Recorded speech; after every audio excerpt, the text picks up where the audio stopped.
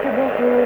Sur le Proche-Orient, l'armée d'occupation sioniste a bombardé plusieurs villes du sud du Liban ce jeudi, au lendemain de l'entrée en vigueur du cessez-le-feu, après plus d'un an d'agression sioniste dévastatrice.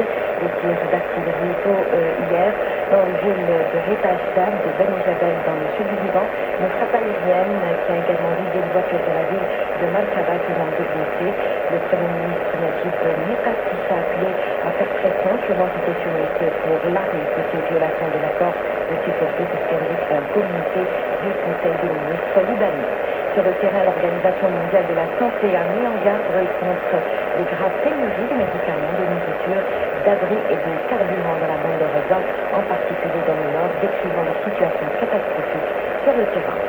Dans l'actualité climatique, l'Arabie Saoudite qui accueille la semaine prochaine la conférence mondiale sur la désertification, affichant son engagement face aux défis environnementaux, malgré les critiques sur le rôle de ce géant pétrolier dans la lutte contre le réchauffement climatique. La 7e réunion des parties des conventions des Nations Unies sur la lutte contre la désertification prévue du 2 au 13 décembre à Riyad a été présentée par le secrétaire général de l'ONU, Antonio Guterres. Et la semaine prochaine, la Cour internationale de justice va entamer des auditions inédites dans le but d'établir un cadre juridique sur la manière dont le pays doit protéger l'environnement et la lutte contre les gaz à effet de serre, sur les conséquences sur la protection de l'environnement. Ce sera à partir de lundi. Les avocats représentant plus de 100 pays un nombre record pour la Cour internationale de justice. Les auditions au palais de la paix se tiendront quelques jours seulement après la conclusion de l'accord sur le climat, actuellement négocié lors de la COP29 en Azerbaïdjan. On termine avec le sport et le championnat d'Afrique de basket.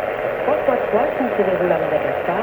La sélection nationale masculine s'est imposée ce matin face à l'Égypte, championne d'Afrique en titre sur le score 21-12. Les Verts disputeront à 11h30 leur second match face à la sélection centrafricaine. La chanson de la radio algérienne jusqu'au bout.